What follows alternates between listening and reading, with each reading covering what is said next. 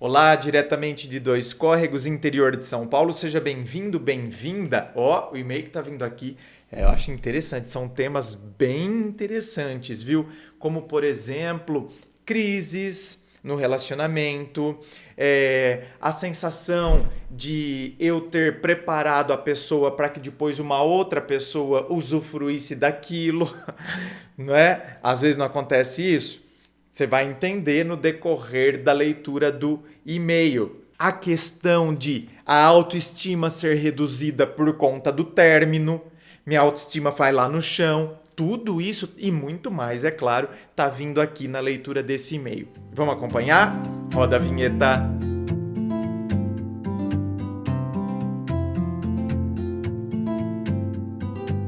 E antes do e-mail de hoje, lembrando a você que todas as informações encontram-se aqui na descrição do vídeo, certo? Sobre gravação privada, sobre o meu site, para você que gostaria de adquirir meus livros, Teu Amor Próprio Te Salvou, O Dor de Amor Tem Jeito, Como Sobreviver ao Amor, Suas Reviravoltas e Confusões Sentimentais, questão do treinamento emocional, todas essas informações, dá uma averiguada depois, estão aqui na descrição, tá bom? Vamos então ao e-mail dele que diz assim: Olá, André. Meu nome é tal, tenho 22 anos, tenho passado por um momento muito conflitante. Recentemente, minha ex-namorada terminou comigo, algo em torno de 3 meses, e foi muito duro me moldar a essa nova realidade, mas tenho melhorado aos poucos. Olha, eu gostei da sua expressão, meu querido. Foi muito duro ter me moldado a esta nova realidade. Gostei da sua expressão, porque é justamente isso. Então a sua expressão está corretíssima, porque a gente tem que se moldar. E essa questão de se moldar, tá vendo? Eu não sou um molde que fica dentro de uma forma, que se enquadra dentro de uma forma e aí aquela forma ela deixa de existir, mas ela continua existindo só na minha cabeça. Então eu continuo me enquadrando dentro de uma realidade que não existe mais. A forma já foi embora, mas eu continuo informado. Ou seja, a relação acabou, mas eu continuo enquadrado dentro daquilo. Não, pera lá. Eu não sou um conteúdo que fica dentro de uma forma. Eu sou o autor e, portanto, eu não estou dentro da forma. Eu me moldo. Entende? Há uma nova realidade. Então, eu saio daquela forma. Por quê? Porque aquela forma acabou. Então, não tenho mais aquela realidade. Aquela forma, né, que me enquadrava dentro do relacionamento, deixou de existir. Então, ó lá, a massa está escorrendo. Quem sou eu? Quem é a massa? Sou eu. Então, quer dizer, claro, eu me sinto, não é, escorrendo no sentido de parece que eu estou me esvaindo. Não, pera lá. Mas agora eu me moldo a esta nova realidade. Então, entende? É a hora que eu assumo. Eu não me enclausuro mais naquela situação e eu começo então agora me moldar. Eu vou entendendo a situação ao meu redor, uma nova situação e assim por diante. E assim, né, é que as coisas vão acontecendo. Tivemos um relacionamento de 1 ano e 2 meses. Por vezes eu demonstrava muita insegurança por conta da minha criação e por fantasiar situações e premeditar como meus pais aceitariam determinadas mudanças da minha parte. Achava que poderia sofrer algum tipo de retaliação da parte deles e recair sobre ela. Nossa, eu não consegui entender o seu raciocínio aqui, não. Você receber retaliação dos seus pais por causa de alguma situação e isso recair sobre ela? Sempre quis. Hoje entendo que de maneira errada preservá-la. Nossa, mas o que você poderia fazer, né, para sofrer uma retaliação, uma represália dos seus pais a ponto de Nossa, isso recair sobre ela. Enfim, sei que ela me amou muito e que mudou muito por mim. Digo, reciclou-se e abandonou o lixo que ela trazia ao longo da vida, enquanto esteve comigo. Eu também a amei muito e queria ter ido mais além com ela. Então ela terminou comigo, disse que não era por sentimentos, mas que não fazia mais sentido continuar comigo, pois estávamos numa rotina e ela acreditava que eu seria sempre da forma que era, ou seja, aprisionado e travado por conta das fantasias e ideias distorcidas que eu mesmo criei quanto à aprovação dos meus pais. Bom, olha, meu querido, eu acredito, apesar de não ter entendido muito o que você falou, e isso ficou, né? E eu fiquei questionando, mas o que você iria, né? Que tipo de retaliação? Eu acho que o que ela está falando aqui deve ser bem verdade, viu? Então eu acredito que você criou essa fantasia, esse desejo de receber essa aprovação. Qual seria essa aprovação? O que existe de errado no fato de você estar com uma namorada? Então, enfim, talvez ela, né, que esteve presente na situação, eu estou apenas aqui lendo o relato, talvez ela tenha percebido e tenha feito uma bela análise, inclusive. Terminamos, ela terminou e viu uma superação enorme da parte dela. Ficamos um tempo sem nos falar. Então tomei a decisão de bloqueá-la das redes sociais. Não por afronta, mas para amenizar o meu sofrimento. Sim, aí é que tá. Tem determinadas coisas que a gente toma a decisão, não é para fazer joguinho, não é porque agora eu quero fazer bico, então é uma infantilidade, não é? Eu quero fazer bico, eu sou uma criancinha manhosa que bloqueia. Tô de birra, sabe? Tô de mal. Não, a gente tem que saber distinguir isso, viu? O que está me levando a bloquear a pessoa? É uma birra? É como se então, não é, eu tô de mal feito criança? Ou eu estou bloqueando porque de fato, não é, eu fico olhando, fica aparecendo as notícias, então eu fico vendo coisas e isso não está me fazendo bem. Então a gente sempre tem que se perguntar, porque no começo do canal, uma das primeiras dicas que eu sempre dava para as pessoas era essa, que a gente tinha que bloquear, que a gente tinha que excluir. Hoje, tá vendo? A minha postura já é outra, né? O meu amadurecimento também na área me possibilita falar de outra forma. Tá, o que está me levando a fazer tal bloqueio? Então, se o que está me motivando é isso, porque de fato eu quero, não tá me fazendo bem, não tá legal, sabe? Ah, isso aí eu fico alimentando uma coisa. Então, ok, beleza. Então não tem infantilidade, pelo contrário, tem um raciocínio sobre uma situação que não me faz bem e racionalmente eu não posso ficar ali, né, tendo um sofrimento a conta gotas. Então eu bloqueio para não poder ver, para não querer ver aquela situação para me ajudar nesse processo, né, de recuperação. Então seria mais ou menos como, pô, eu tô com um soro envenenado, grudado na minha veia. Se eu tirar esse soro, a chance de eu me recuperar, não é? Pô, é muito grande, não é verdade? Eu tô com um soro envenenado na veia. Então é mais ou menos esse o raciocínio que a gente tem que fazer. Eu passei a me sentir sozinho e confrontado pelas coisas que ela me dizia, como por exemplo que eu devia viver mais, não viver 100% focado em faculdade. Então talvez essa seja uma das, né, supostas cobranças que você acreditava que então seus pais estavam impondo sobre você. Ser um profissional muito bem sucedido, então eu preciso sempre me destacar nos estudos. Então, olha, eu falo o seguinte: nada me impede de me destacar nos estudos e ter uma vida completamente saudável, social e feliz. fazer novos amigos, estar com meus amigos, buscar mudar meu estilo de vida. Ela tinha razão.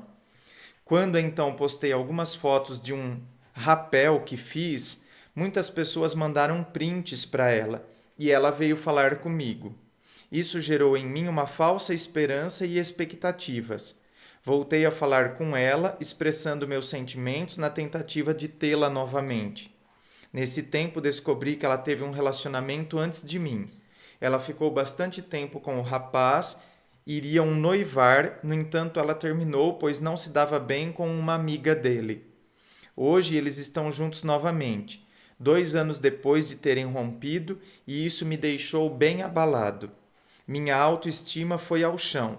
Comecei a me diminuir, achando inúmeras coisas. Ela disse que aprendeu muito e mudou graças a mim. Me sinto como alguém que plantou e regou para outro alguém colher. E aí o e-mail termina. Olha, meu querido. Então, deixa eu te falar só uma coisa. Primeiro que não, né? Ela voltou com uma pessoa. Eu achei que você ia terminar o e-mail de uma outra forma. Eu achei que as suas encarnações seriam: nossa, então ela esteve comigo e será que ela gostava dele ainda? E eu só fui um curativo, não é? Num momento em que eles romperam, em que houve esse rompimento, que ela terminou com ele por causa.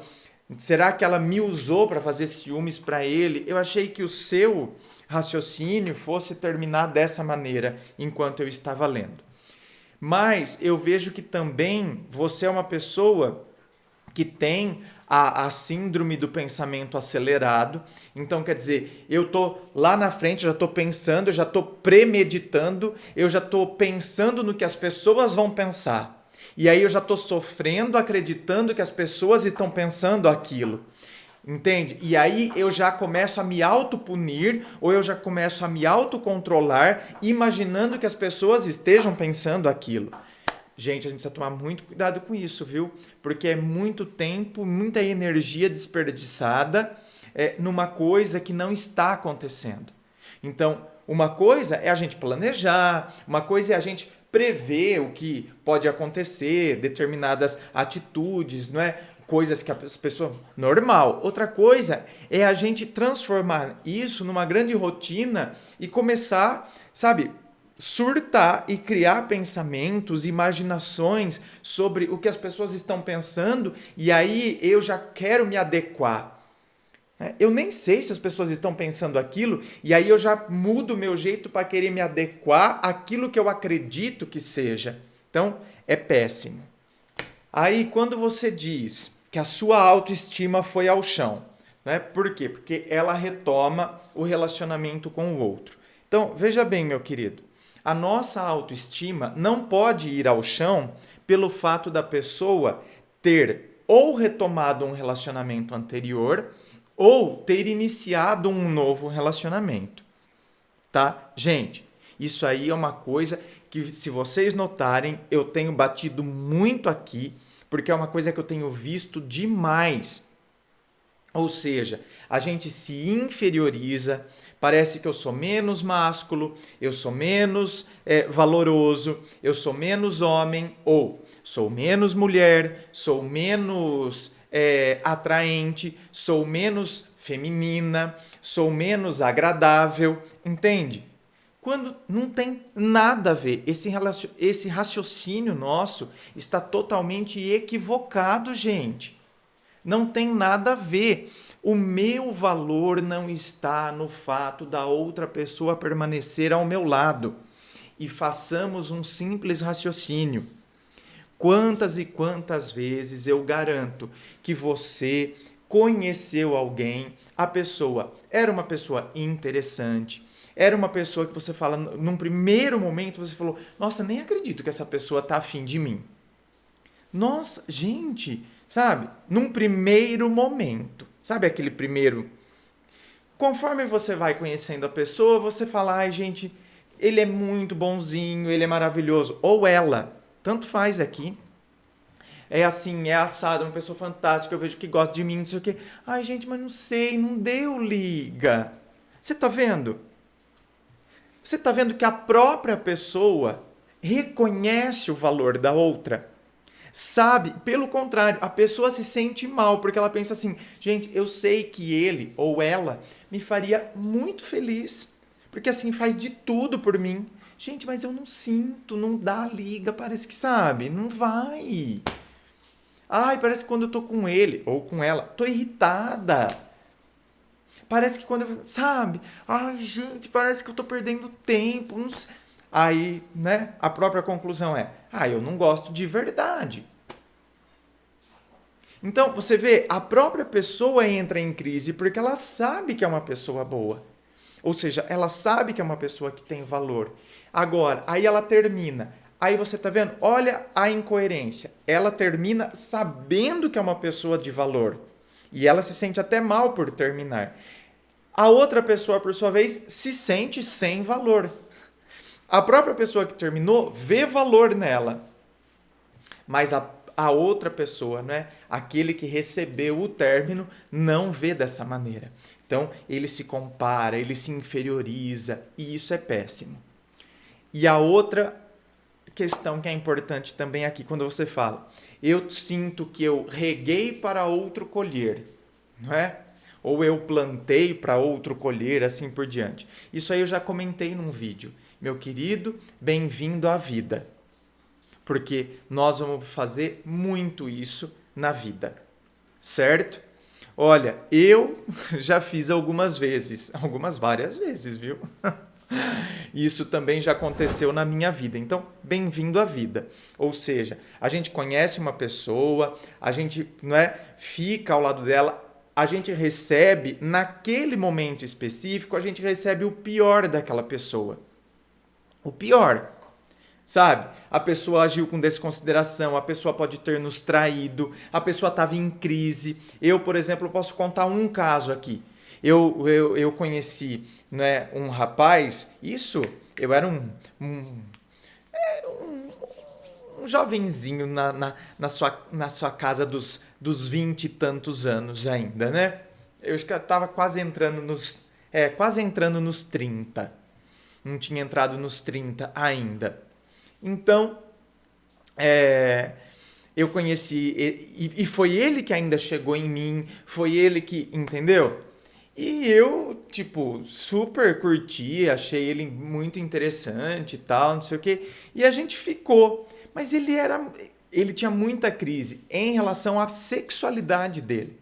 Sabe? Ele não sabia, ele estava naquela fase de transição. Então, quer dizer, ele não sabia. Quer dizer, ele sabia o que ele queria, ele sabia. Porque, né, homossexualidade não é uma coisa que assim, hoje eu quero ser gay, hoje eu quero ser hétero, hoje eu quero. Não, é que é uma coisa muito difícil para a pessoa aceitar. Por conta de toda a pressão social. Então, é uma coisa para a pessoa assimilar tudo isso. Então, às vezes as pessoas acham que é uma opção, né? Eu vou optar por isso. Não, é que é muito difícil você assimilar a ideia, justamente por conta da pressão social. Por isso que dá essas crises, dá esses tilt dentro da cabeça de muita gente. E ele era uma dessas pessoas que estava tendo esses períodos de tilt violento. E quem passou na vida dele enquanto ele teve esses períodos de tilt, eu. Universo, obrigado, viu? Obrigado. Eu passei na vida dele naquele momento para talvez colocar alguns fiozinhos em ordem para que depois ele pudesse, não é, se encontrar. Só que aí é que tá. Ele terminou comigo justamente por causa, né, desses curtos circuitos que davam aí dentro dele, né? Depois ele conseguiu se organizar, talvez até por conta da minha passagem na vida dele, ele conseguiu se organizar e tá vendo? E outro colheu. Outro colheu os frutos aí, né? Meu Deus do céu, de todo esse suor que eu passei por ali, outro colheu os frutos. E hoje é um grande amigo meu, um dos meus melhores amigos, entende? Tá super feliz, casado com outro cara há mais de 12 anos, entende? Então, tão super bem, tão super, se amam muito. Então, tá vendo? Mas naquele momento específico aconteceu isso. Então, meu querido, bem-vindo à vida. A vida vai ter dessas. Então, às vezes nós vamos passar na vida de algumas pessoas, né? E vamos colher o pior delas naquele contexto. Não que elas são ruins, elas estavam num processo de transição. E depois outras pessoas, né, colheram o melhor delas, justamente porque pegaram elas num outro período, numa outra fase, numa outra etapa. Né? Elas tinham passado daquele período de transição que foi quando nós passamos e inclusive ajudamos elas naquele período de transição. Né? Fomos um barquinho que levou ela para outra margem, para os braços do outro. Mas fazer o quê? Assim como vai haver, né? Vão haver situações em que outras pessoas vão ser o barquinho que vão trazer alguém para nós. Então, cara, de boa, a vida é assim. Então não tem que ficar se esquentando em relação a isso ou ficar amaldiçoando, porque se você entrar nessa vibe, você só vai atrair mais dessa energia. Isso aí é quase matemático, certo? Então, inscreva-se, fico aqui aguardando a sua inscrição, me acompanhe nas redes sociais, Instagram, Facebook, coloco muita coisa lá no Instagram, me acompanhe lá. Muito obrigado, beijo no coração e, é claro, um forte abraço.